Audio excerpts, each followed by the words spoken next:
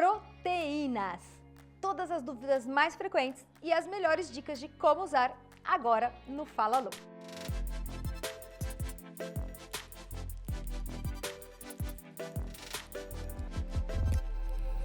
Oi, eu sou Lu Haddad, médica livre docente pela USP e trago aqui um conteúdo sobre saúde, qualidade de vida e esportes, sempre baseados na ciência de forma descomplicada. Aproveita para se inscrever aqui no canal e compartilhar nossos vídeos com seus amigos, conhecidos e também dar aquela curtida aí no vídeo. Isso vai indicar para o YouTube que o nosso conteúdo é relevante e vai indicá-lo para mais pessoas. Quanto de proteína a gente deve comer por dia se a gente quiser ganhar massa magra? E se a gente quiser perder gordura? Quanto de proteína nosso corpo consegue absorver numa refeição? E será que uma dieta rica em proteína é segura? A gente deve tomar proteína antes do treino, depois do treino? Quais as melhores fontes de proteína? Eu tenho certeza que você já teve uma ou mais dessas dúvidas. E além disso, fica meio perdido em meio a um monte de informação que se encontra por aí online. O Fala Lu buscou então todas as evidências mais atuais na literatura científica e traz para você as melhores respostas sobre o uso de proteína. Vamos lá! Número 1. Qual é a dose ideal de proteína? A OMS recomenda uma dose de 0,8 gramas por quilo de peso de proteína por dia. Ou seja, uma pessoa de 80 quilos deveria comer cerca de 65 gramas de proteína por dia. Essa recomendação, entretanto, não considera quem pratica esporte, quem faz musculação, quem quer ganhar massa. Nesses casos, a recomendação da OMS fica bem abaixo do que os estudos mostram que traz melhores resultados. Para quem precisa de uma boa recuperação muscular, porque está fazendo esporte de endurance, por exemplo, corrida, ciclismo, triatlon, ou para quem quer ganhar massa, está fazendo musculação, para quem quer ficar mais forte por um motivo ou outro, a dose ideal recomendada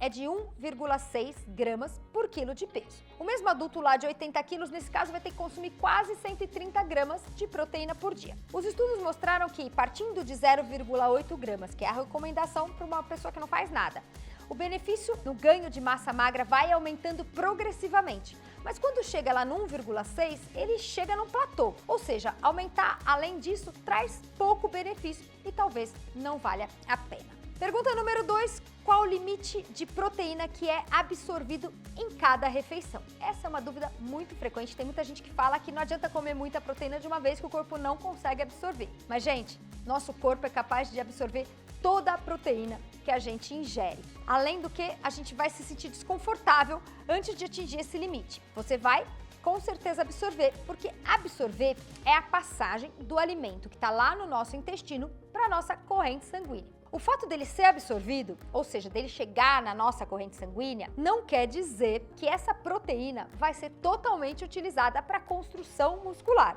Ou seja, a pergunta correta deveria ser: quanto nosso corpo consegue utilizar de proteína em cada refeição para produção de músculo? E aí sim, tem algumas controvérsias. Os primeiros estudos que fizeram essa análise falavam que existia um limite de 20 a 25 gramas para qual o nosso corpo seria capaz de fazer anabolismo, ou seja, construção de músculo. Mais do que isso, a proteína não iria se transformar em músculo.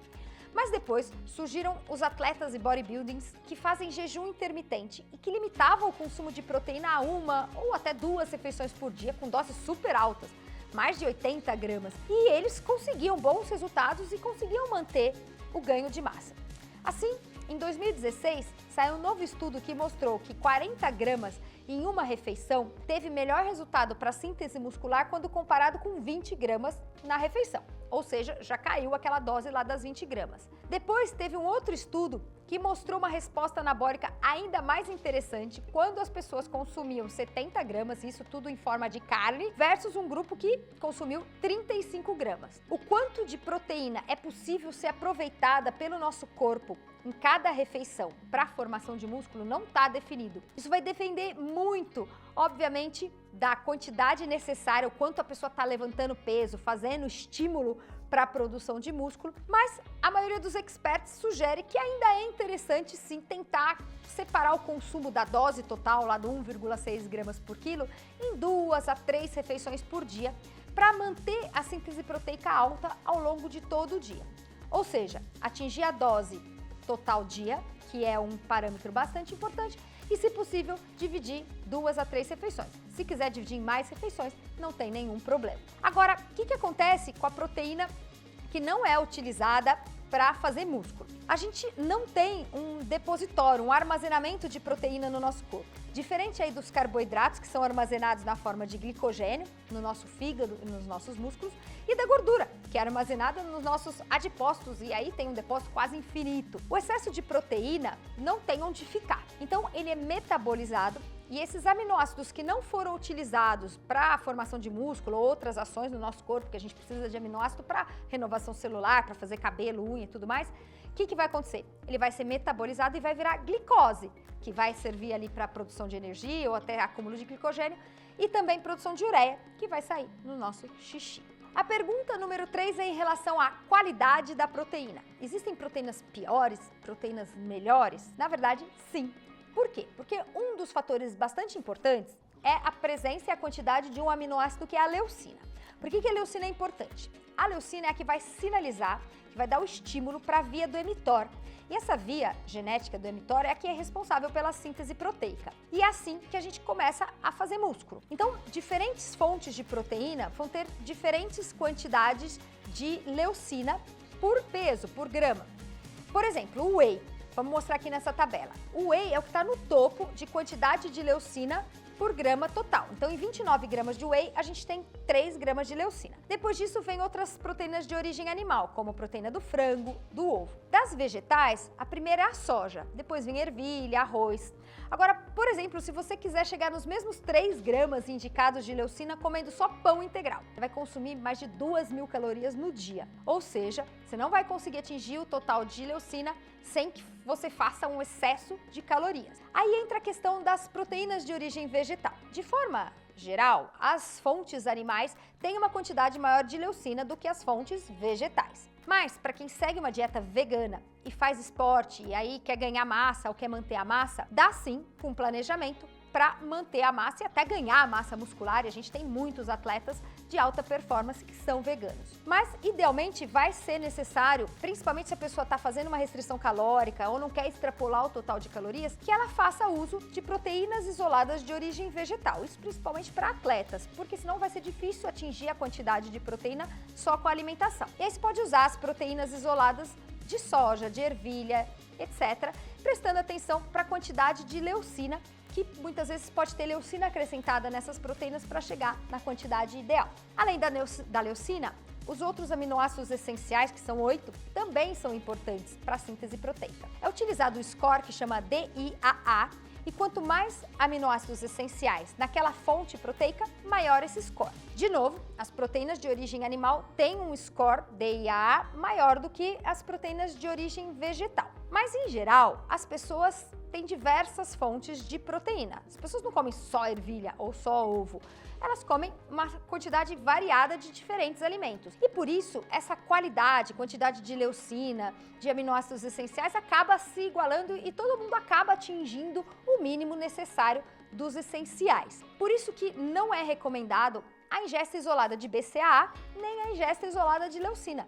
Porque quem faz a quantidade ideal por dia de proteína, independente da fonte, usando fontes variadas, já vai atingir a quantidade ideal desses elementos. E além disso, para quem é vegano, vale a pena buscar fontes adequadas de qualidade de proteínas de origem vegetal. A gente, por exemplo, tem um parceiro aqui do canal que é a Dobro, que faz proteínas vegetais de extrema qualidade. Em menos de 40 gramas das proteínas, você já vai atingir a dose de 3 gramas de leucina. Elas são feitas de um misto de proteína isolada de ervilha, arroz, coco e lentilha. Tem vários sabores, como morango, chocolate, baunilha e o sabor que é bem gostoso, que esse é um problema às vezes das proteínas vegetais, mas no caso das proteínas da Dobro, elas têm uma cremosidade por ter leite de coco em pó, ou seja, o gosto também é muito legal. Para quem quiser conhecer, acesse o link aqui na nossa descrição, usa o cupom FALALUX, vai ter 10% de desconto em qualquer proteína ou outros produtos da Dobro. A questão número 4 é, eu preciso tomar proteína até 30 minutos depois que eu acabo o meu treino? Muita gente acredita nisso, mas essa ideia caiu por terra com um estudo publicado em 2018. Esse estudo mostrou que o consumo de proteína antes ou depois do treino, em intervalos de até 6 horas do treino, teve o mesmo resultado de síntese proteica do que a proteína ingerida nesse intervalo de 30 minutos. Não precisa carregar aquela sua garrafinha de whey para academia. Eu ainda às vezes faço isso, mas confesso que agora eu me sinto menos culpada quando eu esqueço, vou trabalhar e não levo o meu whey e deixo para tomar quando eu chego em casa ou para comer alguma outra fonte alimentar com a minha proteína. A exceção só acontece para quem faz treinos em jejum. Os estudos mostraram que quem treina em jejum deve sim consumir uma proteína um pouco mais próxima do término do treino, porque senão você não vai ter substrato para síntese muscular. Questão número 5 é: devo consumir proteína antes de dormir? Vale a pena? Existia essa ideia de que consumir proteína antes de dormir ia aumentar a síntese proteica. Tem até um estudo mais antigo que mostrou que 40 gramas de proteína antes de dormir levava a melhor síntese proteica. Mas, mais recentemente, 2 estudos foram feitos e comprovaram que, para quem atinge a dose ideal durante o dia, chega lá no seu 1,6 gramas por quilo por dia, não faz diferença se você consumiu a proteína antes de dormir ou não para atingir a massa magra. Só vale a pena tomar proteína antes de dormir se você perceber que durante o dia você não comeu proteína e está em déficit aí no seu total. Caso contrário, já consumiu proteína durante as refeições, não precisa tomar proteína antes de dormir. Por fim, vamos falar de segurança do uso de proteína. Tem algum risco? É perigoso? Tem problema renal? Bom, segundo a Sociedade Internacional de Nutrição Esportiva, não tem nenhum estudo que mostre que o aumento de consumo da ingesta de proteína traz qualquer risco para a saúde em pessoas saudáveis praticantes de atividade física. As doses de até 4 gramas por quilo dia, e já tem vários estudos em halterofilista, pessoas que querem ganhar peso com essa dose bem mais alta, não tiveram nenhum efeito colateral. Ou seja, é um produto extremamente seguro que pode ser consumido à vontade. Vamos então para o resumo Fala Lu, quando a gente pensa em consumo de proteína. O que mais importa? O total ingerido por dia. Idealmente, então, para quem faz esporte, quer ter músculo, faz musculação, o ideal 1,6 gramas por quilo de peso por dia. A distribuição ao longo das refeições não importa tanto, mas é legal que se divida esse total em 2 a 3 vezes por dia. A qualidade não importa muito se você tiver diferentes fontes de proteína. Lembrando para tentar no total de leucina por dia, principalmente para quem é vegano. E o horário da ingesta também parece ser um fator pouco importante, desde que você atinja o total por dia, independente se foi no café da manhã, se foi antes de dormir, se foi à tarde, desde que distribuído aí ao longo do dia. É isso aí, espero que esse vídeo ajude vocês, que vocês façam um consumo mais inteligente desse alimento tão importante para o funcionamento legal do nosso corpo. Agradecendo nossos patrocinadores, Kikos Fit, Dobro, Trilo, Django e Probiótica.